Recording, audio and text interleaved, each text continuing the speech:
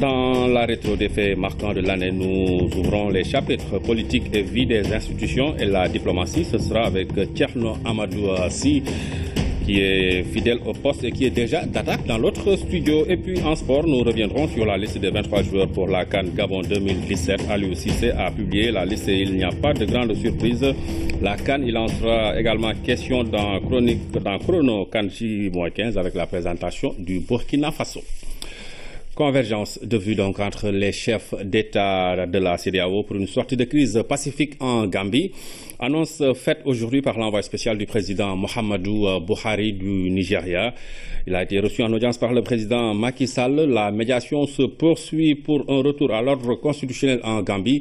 Voici à ce propos le ministre des Affaires étrangères du Nigeria au micro de Papa Biram Ndiaye.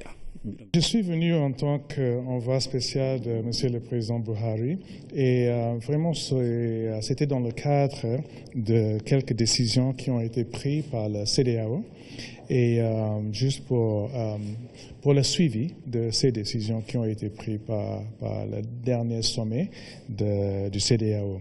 Et ce qui est vraiment très bon concernant le CEDEAO, c'est que les présidents se concertent tout le temps sur tous les sujets. Comme vous le savez, le CEDEAO a des candidats pour l'Union africaine, des commissaires, et la question de la Gambie, la question de la démocratie, pour la paix dans la sous-région. Et vraiment, je crois que en ce qui concerne le CEDEAO, il y a vraiment une volonté pour que l'Union africaine vraiment soit à l'auteur, commence à marcher et fonctionner beaucoup mieux. Et en ce qui concerne la Gambie, comme vous le savez, Monsieur le Président Buhari a été nommé comme médiateur par le dernier sommet du CEDEAO. Et donc là aussi, c'est vraiment une question, la priorité, c'est la paix dans ce sous-région et s'assurer le respect de la démocratie et le respect du voix des peuples de cette sous-région. Et donc c'est vraiment dans cette optique que les chefs d'État se concertent pour vraiment se mettre d'accord sur une approche qui est vraiment la meilleure pour la sous-région. Il y a vraiment une convergence de vues. Ça, c'est aussi quelque chose qui est très bien en ce moment pour le CEDEAO parce que vraiment c'est un des mécanismes d'intégration régionale qui fonctionne parce que tous les chefs d'État partagent vraiment les mêmes valeurs et la même vue sur beaucoup de sujets et donc aussi inclut cette question de la démocratie dans cette sous-région et en Gambie. Nous allons tout faire pour que ça soit vraiment une approche et un résultat pacifique. Le ministre nigérian des Affaires étrangères reçu par le chef de l'État, il était au micro de Pape Biram Ndiaye. En marge d'une session à l'Assemblée nationale, les députés ont interpellé le ministre des Affaires étrangères sur la situation en Gambie justement et les conséquences des décisions prises par le gouvernement israélien à la suite de la résolution 2334 des Nations Unies. Et Mankeur Ndiaye de rassurer les députés. Nous l'écoutons au micro de Fatou Diouf. La CEDEAO a tenu un sommet que vous avez suivi certainement le 17 décembre dernier à Abuja et a réitéré la position déjà exprimée par la Commission en invitant le président Yahya Jammeh à assurer une transition pacifique, un transfert pacifique du pouvoir au président Barrow le 19 janvier, date de la fin de son mandat, la date de fin de son mandat étant le 18 janvier et tous les chefs d'État de la CEDEAO sont engagés à être présents le 19 janvier à Banjul pour assister à l'investiture du président Adama Barrow, en invitant encore une fois le président Jammeh à créer les conditions d'un transfert pacifique du pouvoir, en l'invitant encore une fois à assurer la sécurité du président élu, Barrow, dont la sécurité est très gravement menacée. Il a été obligé d'aller habiter ailleurs dans un lieu plus sûr. le Sénégal a un engagement constant de la question de Palestine. En 1975, quand l'Assemblée générale des Nations unies a décidé de créer le Comité pour l'exercice des droits inaliénables du peuple palestinien, qui est un organe de l'Assemblée générale, on a pensé au Sénégal pour assurer la présidence de ce comité. Depuis 1975 jusqu'à ce jour, 41 ans, chaque année, l'Assemblée générale des Nations unies reconduit le Sénégal à la présidence du comité. Quand il s'est agi au Conseil de sécurité, dont nous sommes membres non permanents, d'examiner la question des colonies de peuplement, la Malaisie, qui est membre de l'OCI, membre éminent de l'OCI, a décidé de porter le projet, appuyé par des pays comme le Sénégal, comme le Venezuela, comme la Nouvelle-Zélande. Et ce projet a été voté par le Conseil de sécurité. Et cette position, nous l'avons prise et nous l'assumons. Quelles que soient les sanctions qui ont été officiellement notifiées depuis hier au gouvernement du Sénégal, sanctions qui tournent autour de la suspension des programmes de coopération avec Israël, ces programmes de coopération ne sont pas aussi denses que cela. Nous avons fait ce que nous devons faire dans ces cas-là, c'est prendre acte de ces mesures. Voilà, c'était le ministre Mankeur Ndiaye de passage à l'Assemblée nationale. Il parlait de la Gambie. Notez que sur le terrain, le président élu Adama Barrow a reçu les félicitations de Ban Ki-moon, le secrétaire général de l'ONU. Par ailleurs, la CEDEAO a donné son feu vert pour une intervention militaire pour faire respecter les résultats de l'élection présidentielle. Seydina Alfal. Le secrétaire général de l'ONU, Ban Ki-moon, a appelé le président élu de la Gambie, Adama Barrow, pour le féliciter pour sa victoire électorale. Ban Ki-moon a confirmé que les Nations Unies ont favorablement accueilli et pleinement appuyé les décisions de la CEDEAO sur la Gambie. Les dirigeants de la communauté économique des États d'Afrique de l'Ouest ont officiellement donné le feu vert à la force de réserve de la CEDEAO, ESF, pour intervenir militairement en Gambie et faire respecter les résultats de l'élection présidentielle, donnant vainqueur Adama Barrow. La résolution déclare que le mandat de cette force s'appliquerait à partir de l'investiture de Barrow. La force a reçu l'autorisation d'assurer la sécurité du président élu Barrow et son investiture. Les opérations de la force d'intervention seront financées par la CEDEAO et le soutien financier de l'ONU, l'Union européenne et d'autres partenaires. Yahya Jammeh a déclaré qu'il ne partirait pas tant que la justice n'aurait pas tranché. Il a ordonné l'ouverture de la commission électorale indépendante fermée par les forces de sécurité depuis le 13 décembre. La Cour suprême doit examiner le recours de Yahya Jammeh le 10 juin. La place de l'obélisque réhabilité sera bientôt livrée au public. Les travaux sont en phase finale. Le Premier ministre, Mohamed Boun Abdallah Dionne, a été sur place pour voir le niveau d'exécution des travaux. Tout est fin prêt pour accueillir les populations de Fass, Gueule Tapée et Colobane, destinataires de cet espace Fantabachi. Voici le nouvel aménagement paysager de la place de la Nation, plus connue sous le nom de Obélisque. Un magnifique jardin au tapis de coquillages et allées fleuries, terrain de football, de handball et de basketball, aire de jeu pour enfants, petit bassin avec ses jets d'eau, du matériel de musculation. Il s'agit là d'un projet du ministère du Renouveau urbain et du cadre de vie intitulé Ville verte. On a dit place de la Nation pour dire donc toute la sonalité qu'il faudrait dans ce cadre, et c'est la Nation qui est célébrée ici. L'obélisque symbolise la devise de notre pays et il était, je pense, temps donc d'investir ici à suffisance pour que la République retrouve, j'allais dire, son lustre d'antan. Et c'est juste quelques installations qui sont effectuées pour permettre une présentation du programme au Premier ministre. Mohamed Dionne, en visite de chantier, a été séduit par le projet. J'ai vu également que le sport n'a pas été oublié, pour dire que cette place a été rendue à la jeunesse. La lutte, parce que nous sommes à Fass, n'a pas été oubliée. Il y a même, si j'ai bien compris, selon les explications du ministre Diène Farba Sarr et également du gouverneur, que des installations sont prévues et qui vont être en service dès demain pour justement sécuriser les lieux. Je pense que Dakar avait besoin de cette place. Cette place de la Nation est pour les populations riveraines de Fass, Gueule-Tapée, Colobane et même d'ailleurs. Selon les autorités, le projet sera multiplié dans beaucoup d'autres endroits de Dakar et des régions. Ce que vous avez vu ici, a été démultiplié par 10 au niveau de Dakar, de la région de Dakar.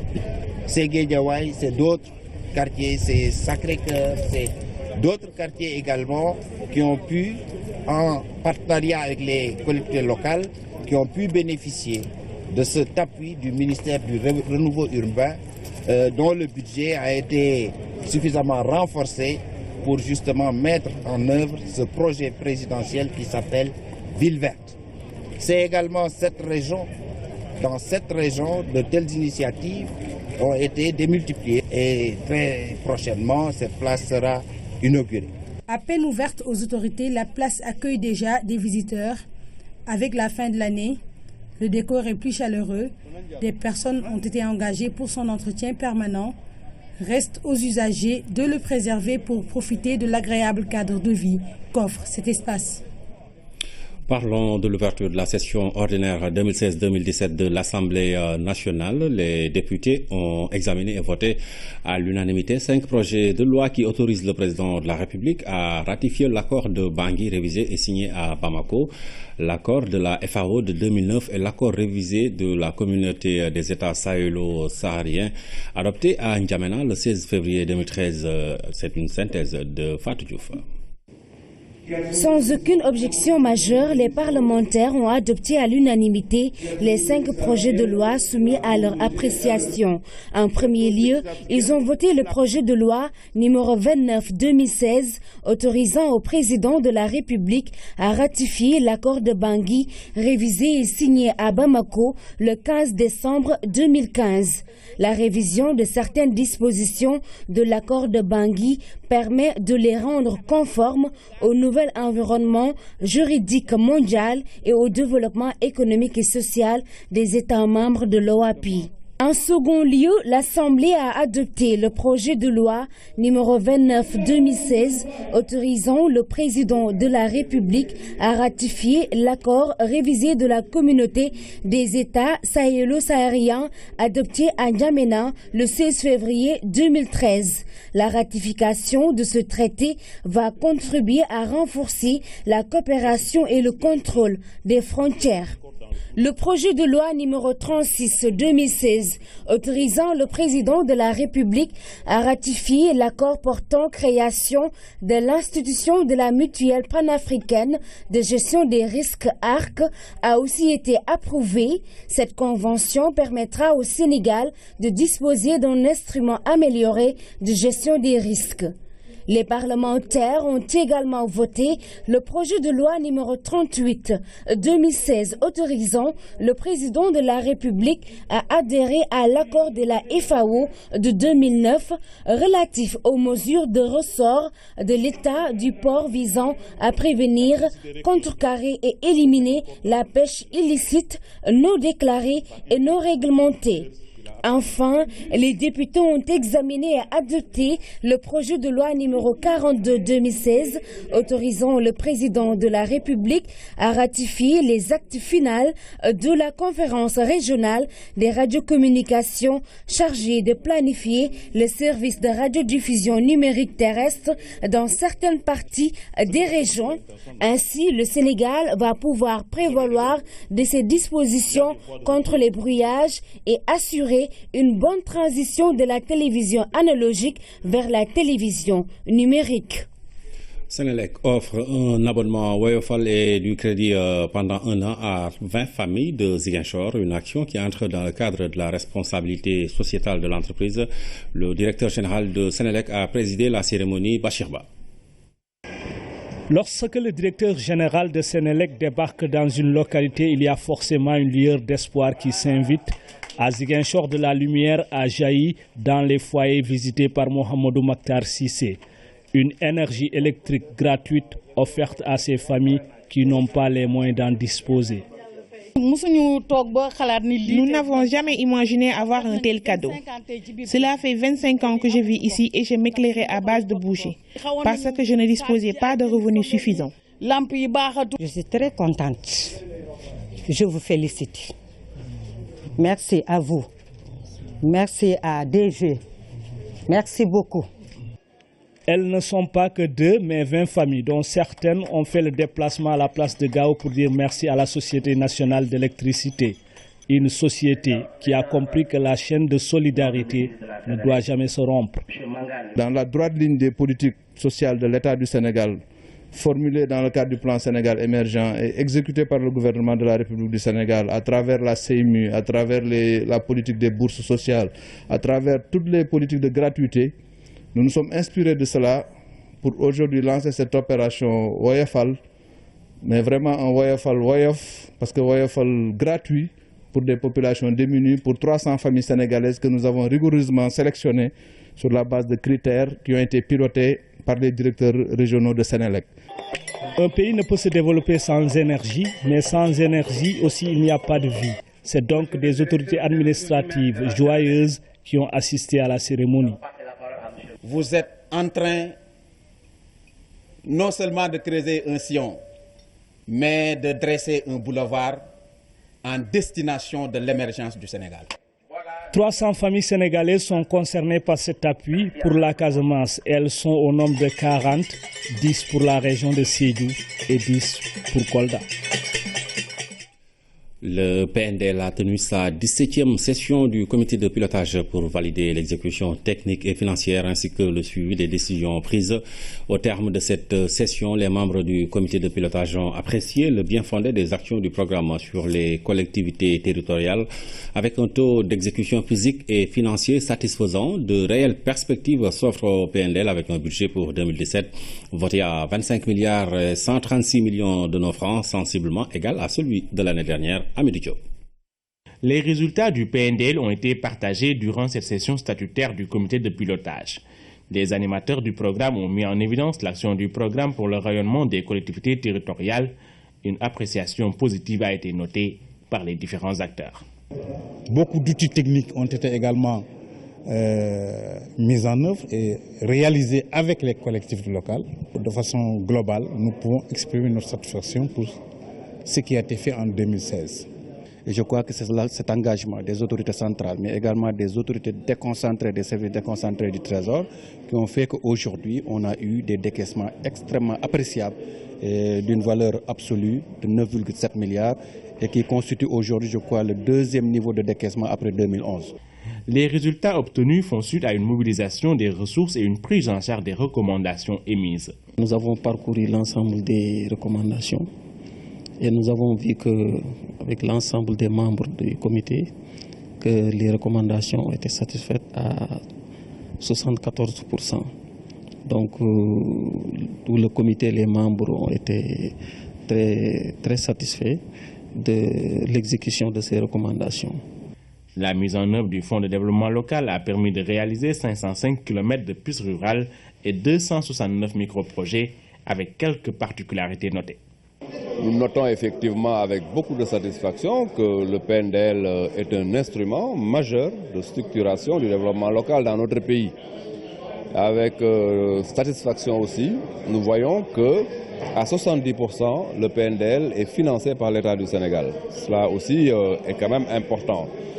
La particularité de la gestion 2016 aussi est que toutes les conventions qui étaient effectivement en cours sont en train d'être véritablement apurées. Cela me paraît essentiel, ce qui signifie qu'en 2017, il y a des perspectives de voir de nouvelles conventions signées avec les collectivités locales. Je félicite le secrétaire exécutif parce que cette dimension du PNDL est une dimension extrêmement importante, de faire en sorte que l'existant soit apuré et d'aller dans des perspectives assainies. Au terme de cette session, le budget 2017 a été approuvé par le comité de pilotage pour un montant de 25 136 342 946 francs. Des réelles perspectives de développement pour les collectivités territoriales sont notées avec le PNDL. La communauté musulmane se prépare à célébrer l'œuvre de Thierno Mountaga Dahatal, prévue les 6 et 7 janvier 2017. L'événement mobilise également les pouvoirs publics. Une réunion préparatoire s'est tenue ce jeudi au ministère de l'Intérieur. L'objectif est de faire l'état des préparatifs, compte rendu de Mamadou Samabo. Autour du ministre de l'Intérieur et de la Sécurité publique, le Conseil régional de développement de Louga et la délégation de la famille omarienne pour la réunion nationale préparatoire de la Ziara de Thierno Muntaga Dahatal. Elle fait suite, cette rencontre, à d'autres tenues sur place et coordonnées par le CRD de Louga, le gouverneur en tête. Nous sommes particulièrement satisfaits des résultats qui sont portés à notre connaissance aujourd'hui dans le cadre des préparatifs de cette manifestation. Monsieur le gouverneur, il ne reste plus qu'à suivre, comme d'habitude, et en tout cas travailler à ce que tout ça soit réalisé. Et en même temps remercier le comité d'organisation, parce que vous le disiez tout à l'heure, vous avez eu à faire une parfaite collaboration dans le cadre du préparatif de cette manifestation. L'ensemble des doléances soumises au pouvoir public ont été satisfaites, notamment la sécurisation de l'événement et la logistique nécessaire aux commodités de séjour des fidèles qui feront le déplacement. C'est juste. Avant cette réunion, toutes les dispositions étaient déjà prises pour la réussite de l'événement. Notre présence, c'est juste pour témoigner la satisfaction du calife à l'endroit des services et à l'endroit du chef de l'État. Président Macky Sall. La Ziara est prévue le 6 et 7 janvier 2017.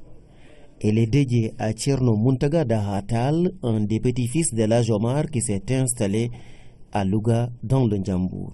Louga où réside également l'actuel khalife général de la famille omarienne, Thierno Bachir Muntaga Dahatal. Le ministre de la Culture et son homologue de l'Environnement se sont rendus dans la région de Sédhiou, plus précisément à Baguère, une visite dont l'objectif est de permettre à la localité de bénéficier du programme de réhabilitation et de modernisation des cités religieuses. À cet effet, la mosquée de Baguère va être réhabilitée et la fin des travaux est prévue pour avril 2017. Abdoulaye Ban. Cette visite du ministre de la Culture à Baguère dans la région de Sédhiou entre dans le cadre du programme de valorisation et de réhabilitation des sites religieux du pays. Ici, les discussions avec la famille Aïdara et les populations ont tourné sur la réhabilitation de la grande mosquée de la localité. Un programme de travail ici à Baguère sur instruction du président de la République. Vous savez qu'ils sont en train de réhabiliter beaucoup de monuments, beaucoup de sites, notamment les sites religieux. Et vous savez que Baguère, c'est un monument religieux ici en Casamance. Et nous sommes venus voir le calife, faire une visite de courtoisie, voir le chantier, solliciter des prières. Les populations ont dit que prier dans la mosquée était constitué un danger permanent et il a fallu que M. le sous-préfet intervienne pour la protection des populations. Ce que nous sommes en train de faire ici, c'est de reprendre totalement la dalle, mais les populations ont exprimé le vœu également que les minarets soient repris, que la morgue soit construite, que des toilettes soient édifiées pour que véritablement ces populations puissent pratiquer la religion sans arrière-pensée ni sans aucune crainte. Le ministre de la Culture et sa délégation ont par la suite procédé à une visite de la mosquée en chantier. Au sortir de cette visite, Mbadjik Ndiaye a tenu à rassurer les populations de Baguère tout en prenant en compte leurs préoccupations. Le chef de l'État, en prenant la décision d'intervenir sur les cités religieuses, a vu juste. Il faudrait que l'État intervienne et l'État en intervenant fera en sorte que ce déséquilibre puisse être rattrapé. En tout cas, nous ferons tout pour respecter les engagements. Nous ferons tout pour que la mosquée soit achevée avant la célébration du Gamou. La fin des travaux de cette mosquée prévue en avril 2017 va coïncider avec la célébration du centenaire de la disparition de Chérif Younous Aïdara. Les ministres de la Culture et de la Communication et de l'Environnement étaient bien à Baguère. Toutes nos excuses pour la mauvaise prononciation.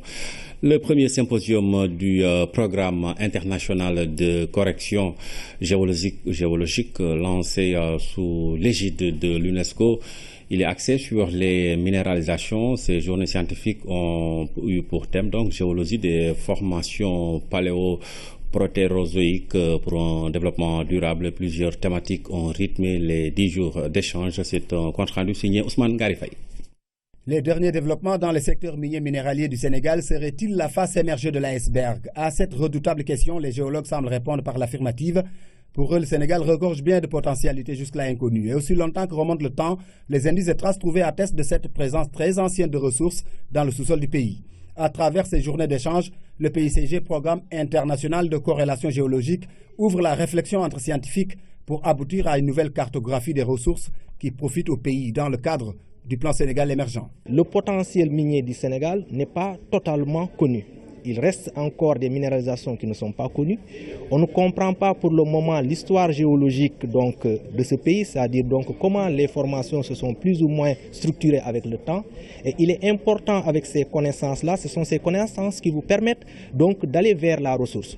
Aller vers la connaissance des ressources dont dispose le pays. Cet impératif économique requiert une fine connaissance du secteur dans lequel le Sénégal entend devenir un hub. Pour cela, il faut agir sur deux leviers essentiels, le coût de la prospection d'une part et d'autre part son efficience. Deux problématiques d'ailleurs majeures auxquelles s'attaque le programme. Aujourd'hui, on est dans un contexte qui a été rappelé il y a quelques secondes d'accélération de découvertes dans le domaine minier et on voit bien qu'il y a des implications potentielles sur les plans économiques, sociaux, mais aussi environnementaux. Et donc, pour nous, à l'IRD, c'est clairement un appel à la science que cela représente pour plusieurs raisons. D'abord, je dirais, pour comprendre la nature de la ressource que vous étudiez, vous, spécialiste des sciences de la Terre et de la géologie en particulier, sa formation, et si je puis dire, en reprenant une expression qui est plus issue des sciences médicales, je ne sais pas si ça se dit dans votre champ disciplinaire, son histoire naturelle.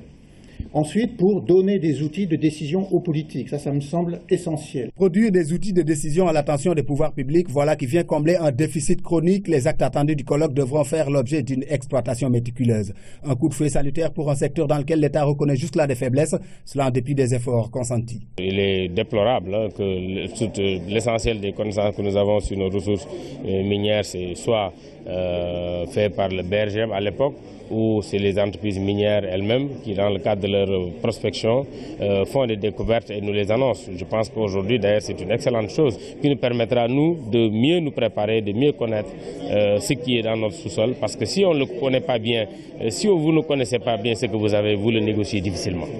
Visite de terrain sur le site de Kédougou, échange direct avec les acteurs vont ponctuer le séjour de chercheurs.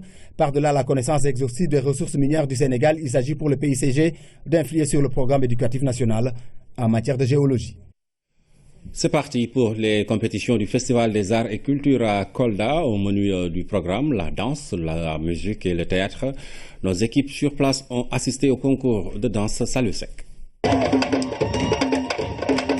C'est l'ambiance des grands jours dans les sites qui abritent les activités du FESNAC.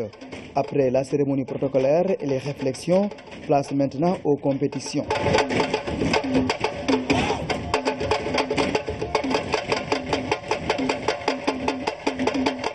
La danse parmi les disciplines inscrites au programme et c'est le Centre culturel régional de Kolda qui reçoit les compétiteurs. Le FESNAC, une compétition nationale, un moment de retrouvailles entre les populations et les acteurs culturels, une occasion pour les troupes de mettre en valeur leur quatrième art, une mission bien assurée par les représentants de la capitale qui ont fait une démonstration de la danse Lébou. On est très content, vraiment, je suis trop ému. Lorsque j'ai vu les gens me disaient que vous avez fait une bonne prestation, quoi. Mais juste que je suis satisfait de participer parce qu'on n'a fait pas mal de festivals ici au Sénégal, même jusqu'à l'extérieur. Mais je suis très content pour venir participer au Festival Compétition nationale du Sénégal. Après les Dakarois, c'est au tour des représentants du Sénégal oriental de jouer leur partition. Quant aux Lougatois, ils ont tenu en haleine le public venu nombreux assister à ce spectacle.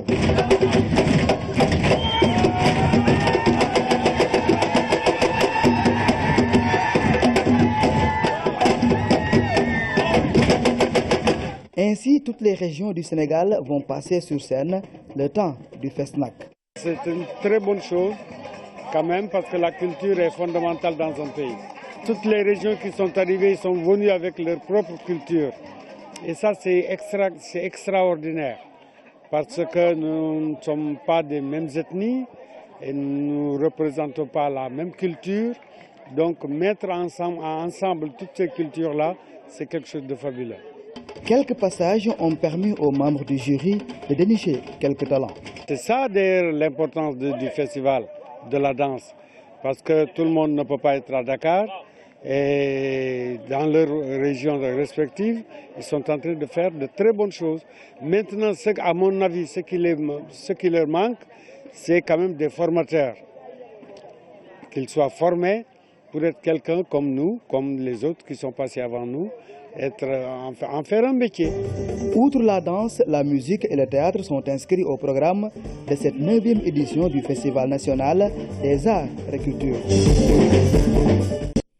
Ça danse à Kolda et c'est la veille de fête ici au marché Tilène. L'ambiance est celle des grands jours. Le marché est bien approvisionné en poulet. Pour la viande de mouton, les prix varient entre 3 500 et 4 000 francs. Du côté des grandes surfaces, plusieurs variétés sont proposées. Aminata Mbengfal a fait un tour. Rue 5 de la Médina, en cette veille de fête, de part et d'autre de cette rue sont suspendus au-dessus des étals des carcasses de moutons. Et les clients ne manquent pas. Les kilogrammes de viande de mouton coûtent 3 500 francs. Dieu merci, les clients viennent acheter. Les moutons coûtent trop cher en ce moment. On peut diminuer le prix pour nos clients et leur vendre les kilos à 3 800 francs. Et pour ceux qui achètent un mouton entier, 3 500 francs les kilos. Au marché Tilène règne une ambiance de fête. Les plumeurs et autres vendeurs de poulets s'activent. L'approvisionnement est bien assuré. Pour les fêtes, nous n'avons pas augmenté les prix. C'est juste 2500 francs. 2500 francs pour un poulet d'un kilogramme 500, cela semble raisonnable pour le vendeur, mais pas pour cette cliente. Ils veulent vendre ces poulets à 2800, 2500 francs CFA, en plus des autres condiments. En tout cas, le marché est cher. On doit vraiment revoir les prix. Du côté des grandes surfaces, les clients, seuls ou en famille, viennent faire le marché. Je suis venu en famille, comme vous voyez. Je suis venu normalement faire quelques courses pour le nouvel an et être un peu en famille et puis fêter dignement cette fête, on va dire. Pour le moment, on vient à peine juste de prendre un peu de viande et on va continuer, regarder un peu les différents rayons et voir ce qu'on peut rajouter. À la place réservée à la boucherie, plusieurs variétés de volailles et de viande sont proposées. À cela s'ajoutent les paupiètes déjà assaisonnées. Par exemple, les paupiètes de veau, les gigots farcis, les épaules farcies et les cuisses de poulet farcies. Des paupiètes qu'on peut mettre directement au four, accompagnées de salades composées ou encore de couscous. Et le tour est joué pour servir un repas copieux le jour de la fête. Voilà, Aminata, de quoi donner des idées à mes parents. Yayen, un organe de régulation des activités portuaires, c'est le souhait des chargeurs qui l'ont consigné dans un mémorandum après un séminaire à Hambourg. L'objectif de cet organe est de réguler la facturation des services portuaires. Les chargeurs étaient invités par le COSEC et le centre Trenmar à Midi Diop. Pendant 2 jours de séminaire, ces participants ont passé en revue tous les obstacles liés à la facturation. Nombre d'acteurs ont assisté aux échanges. Ce qu'ils veulent tous, c'est une baisse des coûts pour mener à bien leurs activités. Il y a beaucoup d'abus. Il y a beaucoup d'abus, des abus qui se répercutent sur nos chargeurs, mais aussi qui se répercutent aussi dans le panier de la ménagère.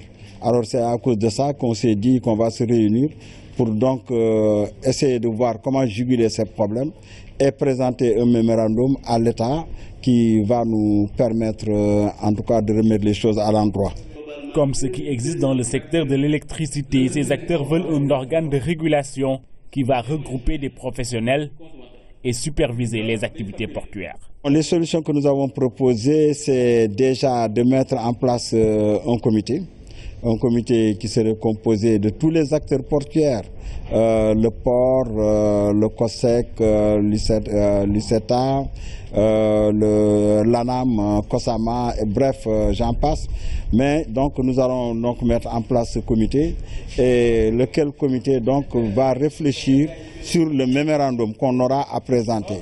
Et dans ce mémorandum-là aussi, il est prévu de proposer à l'État un organe de régulation des activités portuaires. Pour l'instant, le mémorandum déjà prêt sera remis aux autorités pour approbation. Les chargeurs attendent avec impatience la mise en place de cet organe de régulation des activités portuaires.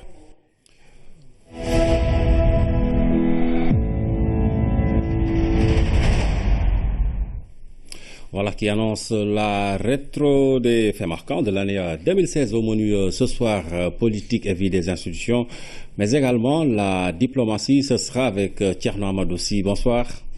Bonsoir, cher Traoré. Alors Thierno, c'est à vous. Bienvenue au studio Mamadou Diop, rétro 2016 sur la RTS. Point final ce soir. Après le journal télévisé de 20h, vous aurez donc un plateau spécial avec Ibrahima Diédhiou et Aram Dao juste à mes côtés. Mais avant, voyons de grands actes posés par le chef de l'État, le président de la République, Macky Sall. Un référendum pour la consolidation de nos institutions, une main tendue pour associer toutes les forces vives à la marche de la nation, une posture républicaine. 2016, une année qui aura marqué la vie politique et institutionnelle de notre pays, le Sénégal. Omar Nying. En instituant le prix Macky Sall pour le dialogue en Afrique, le Centre indépendant de recherche et d'initiative sanctionne de la plus belle des manières une politique qui inscrit le dialogue, la concertation et l'inclusion au cœur de sa conception de la gouvernance. L'audience que le chef de l'État accorde à la coalition Manko Wattu Sénégal courant novembre est à mettre dans ce cadre. Sur pratiquement tous les points inscrits à l'ordre du jour, des convergences sont trouvées, à l'exception du départ du ministre de l'Intérieur. Mais c'est sans nul doute le dialogue national initié le 28 mai 2016 qui donne l'illustration la plus parfaite de la rupture notée dans la gestion des affaires publiques sous le magistère du président Sall. Pendant 8 tours d'horloge, toutes les forces vives de la nation se sont retrouvées autour du chef de l'État pour évoquer les questions d'intérêt national. Au vu du contexte de l'époque, c'est une suite logique, car lui-même avait déclaré qu'il était nécessaire au sortir du référendum de mener des concertations pour parvenir à un consensus sur la mise en œuvre des réformes constitutionnelles adoptées par le peuple souverain. Le texte en question est voté le 20 mars à l'issue d'une consultation qui voit le courant du oui l'emporter haut la main avec 62% des voix. Le scrutin est précédé d'une campagne qui a mobilisé tout le Sénégal pendant une semaine. Le référendum du 20 mars est la conséquence de la décision annoncée par le Conseil constitutionnel qui oblige le chef de l'État à se conformer à la loi en acceptant de poursuivre le septennat qu'il voulait réduire à 5 ans. Dans un message adressé à la nation, le chef de l'État expliquait son souci de respecter et de faire respecter la Constitution et les lois de notre pays en tant que gardien de la Constitution et garant du fonctionnement régulier des institutions. Parmi les innovations de la réforme constitutionnelle ainsi validée, le Haut Conseil des collectivités territoriales. Avec Ousmane Tanor Dieng à sa tête, le HCCT devient une réalité dans l'armature institutionnelle du Sénégal. Sur la foi d'actes posés et d'événements vécus, on perçoit donc nettement une consolidation de la démocratie, une consolidation aussi des institutions de la République. 2016, c'est aussi une année de la diplomatie sénégalaise. Le président Macky Sall, avec un leadership reconnu en Afrique, a porté partout le message d'espoir du continent. Des succès diplomatiques et leurs retombées économiques ont permis au Sénégal de franchir l'ère du temps de l'action. 2016, une année, un nouvel élan. Papa Biram Bigendiaï. C'est la grandeur d'une nation qui a illuminé la diplomatie sénégalaise en 2016. Il n'y a pas de grandes et de petites nations. Il y a des nations